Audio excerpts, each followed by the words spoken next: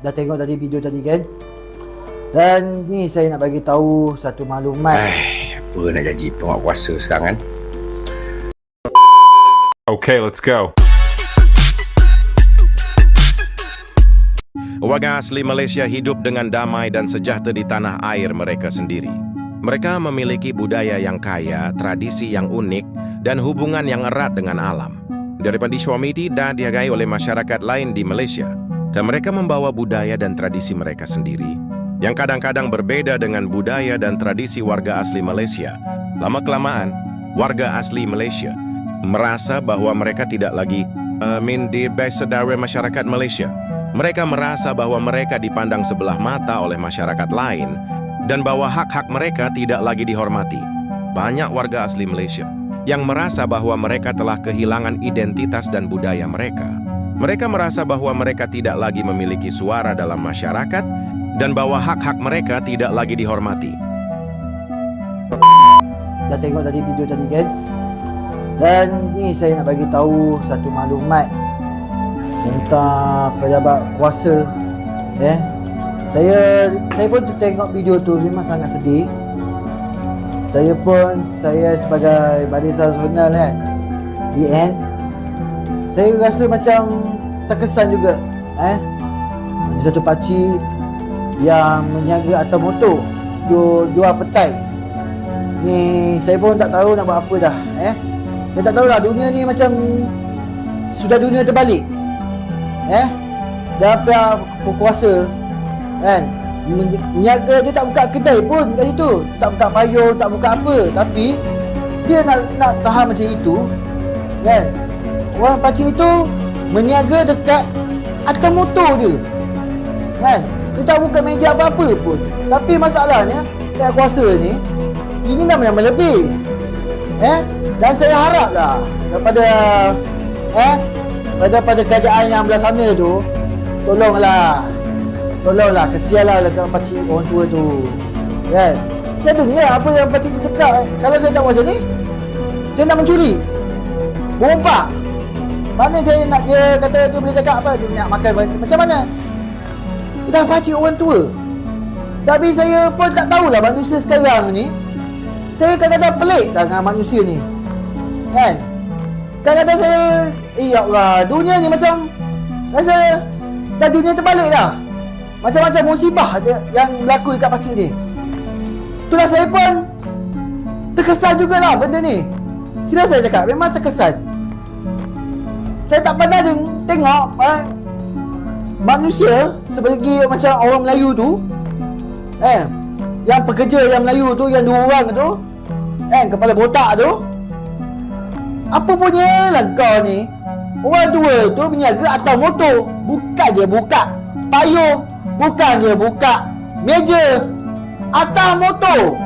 Takkan atas motor pun kau nak bernampas. Dah lagi satu saya nak pesan ni. Hidup dunia ni sementara. Jangan kau rasa kau ada kuasa, kau pakai uniform, tapi kau sudah kuasa, apa yang kau dapat? Kesianlah orang tua tu. Orang tua tu tak menjaga. Tapi kalau cara kau buat cara macam itu, kau silap. Kau tak boleh buat cara macam itu. Janganlah buat cara macam itu. Tolonglah. Kesianlah orang tua tu. Saya pun kesian dengan orang tua tu. Dia nak makan macam mana?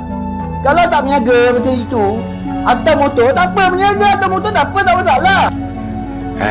Apa nak jadi penguatkuasa sekarang kan? Aku nak cerita sikit lah pasal penguatkuasa kat PD. Setelah aku buat PD tu, seorang pakcik sampai marah, campak petai tengah jalan. Dan dua orang yang aku tengok pakai baju biru tu macam monyet aku tengok. Macam monyet. Dia gunakan baju kuasa dia tu nak menindas orang yang susah. Siap masuk tangan dalam poket. Adik-beradik siapa tuan? Dan mungkin dia tak ada mak bapak. Bapak tu orang tua. Dia meniaga atas motor je. Dia tak ada lah juga. Tak ada pun dia boleh letak tengah jalan ke apa. Tak ada. Parking, dia pun tengah motor. Dia meniaga atas motor kan. Untuk cari sesuatu nasi. Kan nak cari duit untuk buka puasa ke, mana tahu kan kita nak bagi ke anak-anak dia ke mana, kita tahu kan. Tapi kalau orang tu kalau dia senang, dia takkan jual petai. Jadi pada beruk 2 ekor tu, yang satu orang tu gelak-gelak, yang seorang masuk dalam poket macam bagus kan. Banyak lagi lah orang yang berniaga tak ada lesen. Orang tak pergi, kau nak kacau pula pakcik tu. Apa benda kau ni weh? Ke benda baru dapat baju beruk macam tu, kau nak tunjukkan kuasa kau kat orang. Kat orang susah waktu tu, kat orang tua waktu tu. They should rename their slogan. In Malaysia, we steal everything from Indonesia, you know? Indonesia has the best slogan of any other country. Wonderful Indonesia. It's a nice, it makes you want to come to this country, you know? It's a beautiful slogan. But the worst has to be Malaysia. Because Malaysia is always jealous of Indonesia for some reason. And even in their slogan, they're fucking jealous of Indonesia. You know, it's almost like if you listen to the slogan, it's almost like in the government office of Malaysia, they listen to the Indonesian slogan and they were like, "Fuck, that's a good slogan." Because like their slogan is an answer to Indonesia. Because their slogan is Malaysia, truly Asia. Like not like those. Like what do you mean? Like it's so petty, you know, so passive aggressive. But it's true, you know, that they're correct. They are truly Asia, you know, because their workforce is Indian and Indonesian. Their best clothing, batik, is Indonesian. Their best food, rendang, is Indonesian. Like they should rename their slogan. In Malaysia, we steal everything from Indonesia, you know. Something. I don't know, or at least Malaysia, we wish we were Singapore. You know, it's like ramai je pelancong kita yang agak ramah bila berada di luar negara. Namun masih terdapat segelintir pelancong kita yang agak sedikit sombong. Ini menerusi pengalaman saya dululah. Selama 7 tahun duduk di luar negara, saya selalu terfikir, kenapa nak sombong? Kalau kita berselisih ataupun bertemu tanpa sengaja, cukup bagi salam atau angkat tangan atau angguk kepala pun dah okey. Kita bukanlah nak bersembang bagai. Kadang-kadang kita tak tahu orang yang kita berselisih tu mungkin staf kedutaan ataupun pelajar ataupun orang yang duduk di negara tu. Kalau kita sombong, nanti bila jadi masalah, kita kena cari juga orang Malaysia kan. Kalau kita sombong sebab kita rasa kita ada duit bila melancong ke sana, habis tu orang Malaysia yang ada dekat sana takkan tak ada duit. Bagi saya, kalau boleh berselisih tu setakat senyum, kat tangan cukup lah. Apa pandangan korang dalam bab ni? Mesti korang ada pengalaman korang kan? Tulis dalam ruangan komen.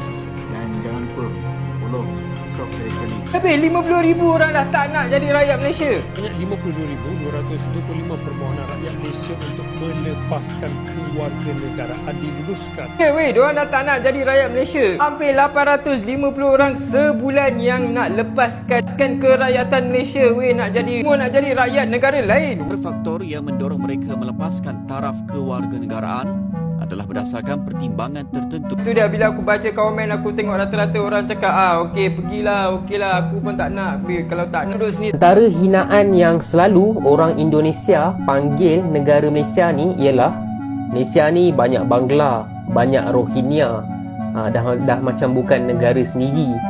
Okey, benda tu aku tak boleh deny sangat sebab memang betul negara kita banyak ambil pekerja asing, warga asing, Bangla, Rohingya pun ada. Tapi kau nak tahu tak satu fakta menarik yang mana statistik sendiri menunjukkan jumlah imigran daripada Asia yang datang ke Malaysia ni yang paling banyak sebenarnya siapa? Sebelum British ada di tanah Melayu, orang India dah ada di tanah Melayu ni. Melayu pun tak ada di tanah Melayu ni.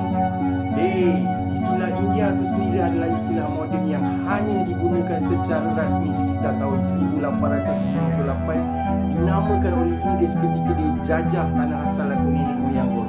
Orang asal rantau ni tak panggil sebagai India. Orang asal tanah ni panggil orang sana sebagai keling, yang mana istilah keling ni bukannya istilah yang hina. Istilah ini terbit daripada kerajaan kuno Kalinga yang termaktub dalam kitab agama kau sendiri. Contohnya Mahabharata. Mahabharata tulisan bahasa Sanskrit itu ada termaktub keling. Kalinga dan tidak ada sepatah pun istilah India kat dalam ini, kerana istilah India adalah istilah moden yang asalnya diserap daripada gelaran orang Arab dan orang Parsi.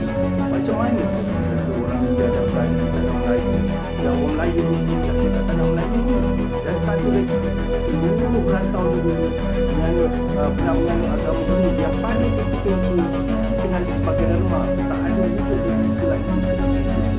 Dan segala tinggalan dekat Myanmar, Kemboja, dekat Jawa, itu semua adalah orang asal negara itu punya tinggalan, bukan orang kami daripada sana. Aduh, kau ni janganlah kita pelit.